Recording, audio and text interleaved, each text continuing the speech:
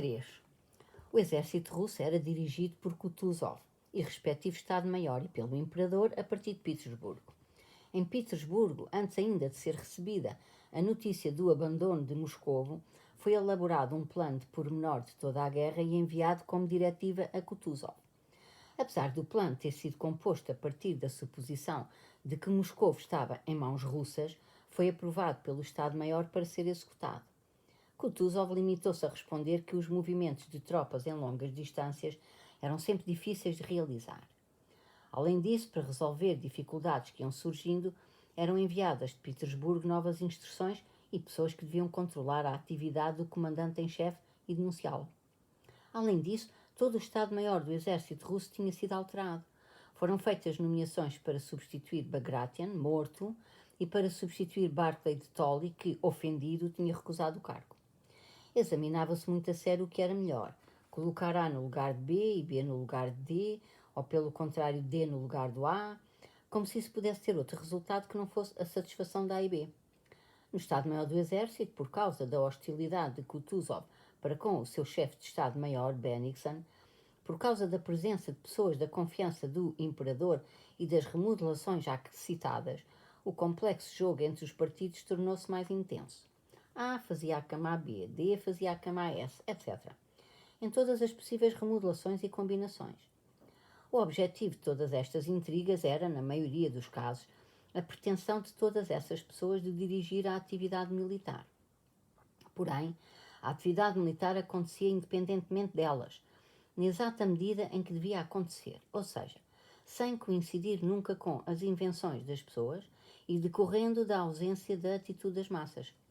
Todas essas combinações que se entrecruzavam e emaranhavam nas esferas superiores eram apenas o reflexo fiel do que devia concretizar-se. Príncipe Mikhail Ilarionovich, escreveu o Imperador a 2 de outubro, numa carta que Kutuzov recebeu depois da Batalha de Tarutino. Desde o dia 2 de setembro que Moscou está nas mãos do inimigo. Os seus últimos relatórios datam do dia 20. E durante todo este tempo, não só não foi empreendido nada para agir contra o inimigo e libertar a antiga capital, mas ainda por cima, de acordo com os seus últimos relatórios, recuou. Serpukhov já foi ocupado por um destacamento do inimigo e Tula, com a sua fábrica famosa e tão necessária ao exército, está ameaçada. Segundo os relatórios do general Vinzingerode, vejo que um corpo inimigo de 10.000 efetivos avança pela estrada de Petersburgo. Outro corpo, também de vários milhares de homens, dirige-se para Dmitrov. Um terceiro avança pela estrada de Vladimir. Um quarto, bastante numeroso, está acampado entre Rusa e Mojaisk. O próprio Napoleão estava em Moscou ainda no dia 25. Como, de acordo com estas últimas informações, o inimigo fragmentou as suas forças, estando Napoleão com a sua guarda ainda em Moscou, será possível que as forças inimigas que o príncipe tem pela frente sejam consideráveis e não lhe permitam agir ofensivamente?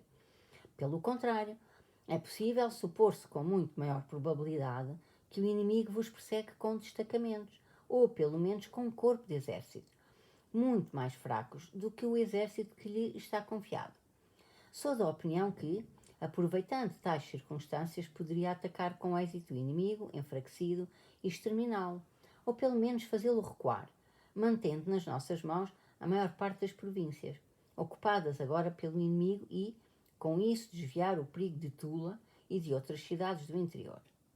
Será sua a responsabilidade se o inimigo conseguir mandar contra Petersburgo um corpo de exército considerável, ameaçando esta capital, onde não puderam ser deixadas muitas tropas, uma vez que o príncipe, com o exército que lhe foi confiado, se reagisse resoluta e energicamente, poderia evitar esta nova desgraça.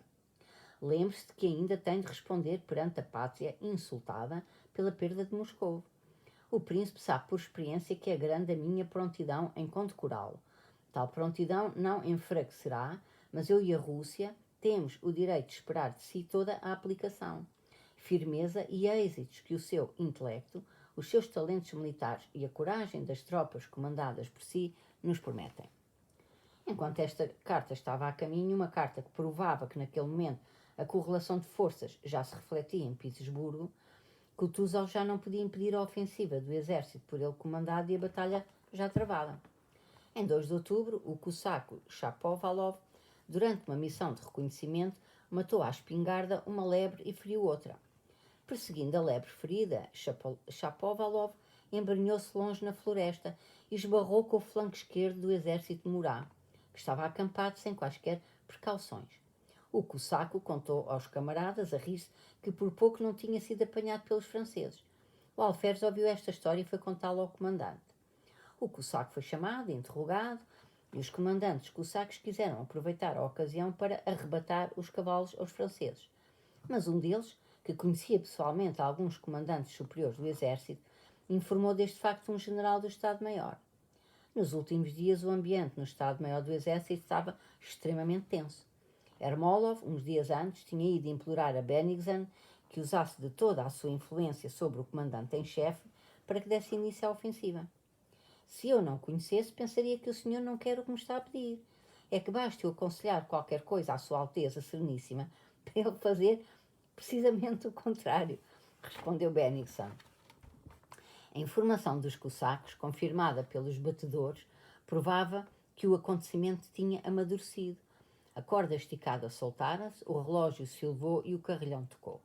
Apesar de todo o seu suposto poder, apesar do seu intelecto, da sua experiência e do seu conhecimento das pessoas, Kutuzov, tomando em consideração a mensagem de Bennigsen, que pessoalmente mandava denúncias ao imperador, e também o desejo expresso de todos os generais, o desejo do imperador, que Kutuzov adivinhava, e a informação recebida dos cossacos, já não podia travar o movimento inevitável e deu ordem para se fazer o que considerava inútil e prejudicial.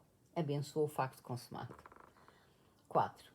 O parecer sobre a necessidade da ofensiva apresentado por Bennigsen e a informação dos cossacos sobre o flanco esquerdo aberto dos franceses foram tão só os últimos sinais da necessidade de dar ordem da ofensiva, que foi marcada para o dia 5 de outubro. No dia 4 de manhã, Kutuzov assinou a ordem de disposição. Toll leu-a a Ermolov, propondo-lhe que tratasse das medidas necessárias. Está bem, mas agora não tenho tempo, disse Ermolov e saiu da isbá. A ordem de disposição, redigida por Toll, era muito boa. Do mesmo modo que em Austerlitz vinha lá escrito, embora não fosse em alemão, a primeira coluna marcha, a segunda coluna marcha, a primeira coluna marcha na direção tal, a segunda coluna marcha na direção tal, etc. E no papel todas essas colunas chegavam na hora marcada ao local marcado e derrotavam o inimigo. Tudo, como em todas as disposições de batalha, era excelentemente concebido e, como em todas as disposições de batalha, nenhuma coluna chegou a horas ao lugar marcado. Quando a ordem de disposição já estava pronta, com o número necessário de exemplares, foi chamado um oficial e enviado a Ermolov para lhe entregar o papel para execução. O jovem oficial da guarda da cavalaria, ordenança de Kutuzov, orgulhoso pela importância da sua missão, foi ao apartamento de Ermolov. Foi-se embora, informou o impedido de Ermolov. O oficial foi ter com o general, que, como sabia, Ermolov costumava visitar. Não está e o general também não.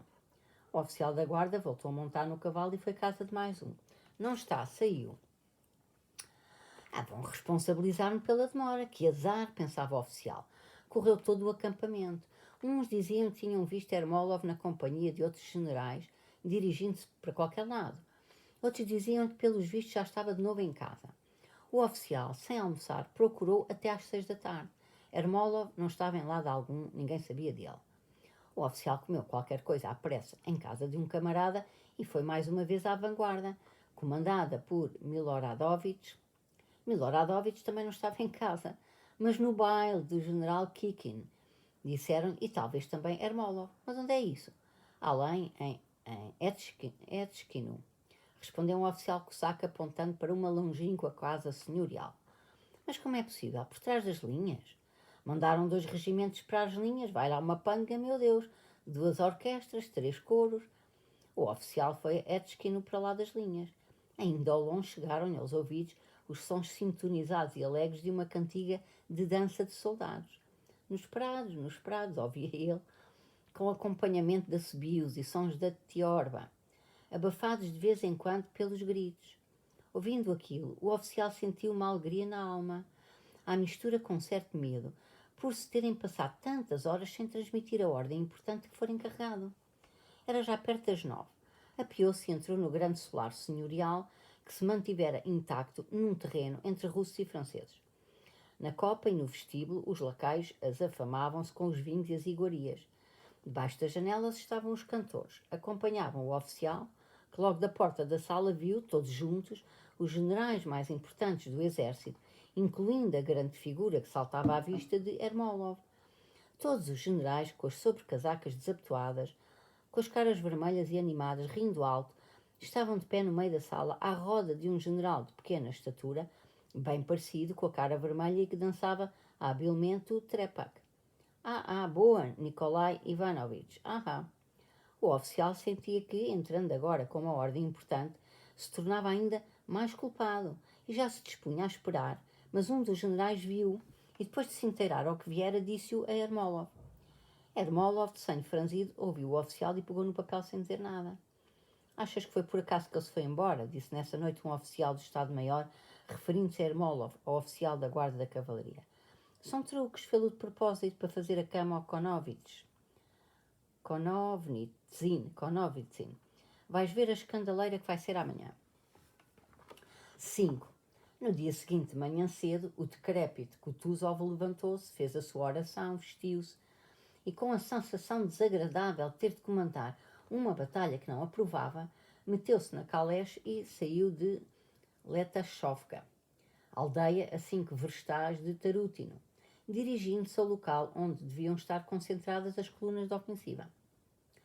Kutuzov ora dormitava na caleche, ora acordava e escutava se havia tiros à distância, se a batalha já tinha começado, mas estava tudo calmo. O dia outonal, úmido e sombrio, amanhecia a custo. Nas proximidades de Tarútino, Kutuzov reparou nos soldados de cavalaria que levavam os cavalos ao bebedouro, atravessando o caminho por onde seguia a sua caleche. Kutuzov, ao vê-los, mandou parar a caleche e perguntou de que regimento eram. Os soldados pertenciam a uma coluna que já devia estar a postos há muito na frente para a emboscada. Talvez um erro qualquer, pensou o velho comandante em chefe.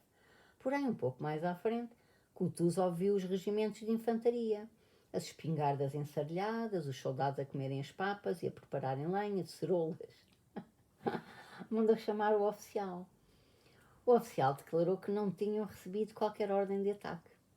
Como é que não? Começou Kutuzov, mas logo se calou e mandou que fossem buscar o oficial superior. Saindo da caleche de cabeça baixa e a resfolgar, ficou à espera em silêncio, andando de um lado para o outro. Quando chegou o oficial, Eishen, do quartel-general, Kutuzov enrubesceu de raiva. Não porque Eishen fosse culpado de alguma coisa, e sim porque era um bom alvo para descarregar a sua fúria. E tremendo, sufocando, naquele estado de fúria que às vezes o dominava, chegando a rebolar-se no chão, disparado. Atirou-se a Eishen, ameaçando-o com os punhos, berrando-lhe, soltando palavrões. Outro oficial que por acaso se aproximou, o perfeitamente inocente capitão Brosin, também apanhou por tabela. E quem é este canalha? Fuzilar estes malandros! Gritava, rouco, agitando as mãos, cambaleando. O sofrimento por que passava era físico. Ele, o comandante em chefe, Sua Alteza Sereníssima, de quem toda a gente dizia que tinha tanto poder como nunca alguém tivera na Rússia, pôs-se numa situação daquelas, ridicularizado em frente de todo o exército.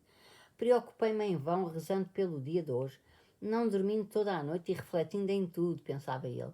Nem quando eu era um rapazola de um oficial se atreviam a gozar comigo desta maneira. E agora?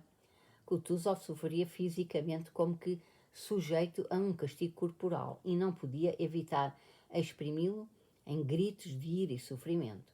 Mas rapidamente perdeu as forças e, sentindo que dissera muitas coisas que não devia ter dito, entrou na caleche e em silêncio foi-se embora.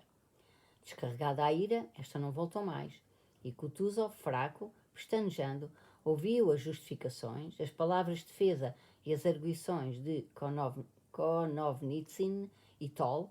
Ermolov só lhe apareceu à frente no dia seguinte. Disseram que a ofensiva frustrada poderia sempre ser feita no dia seguinte.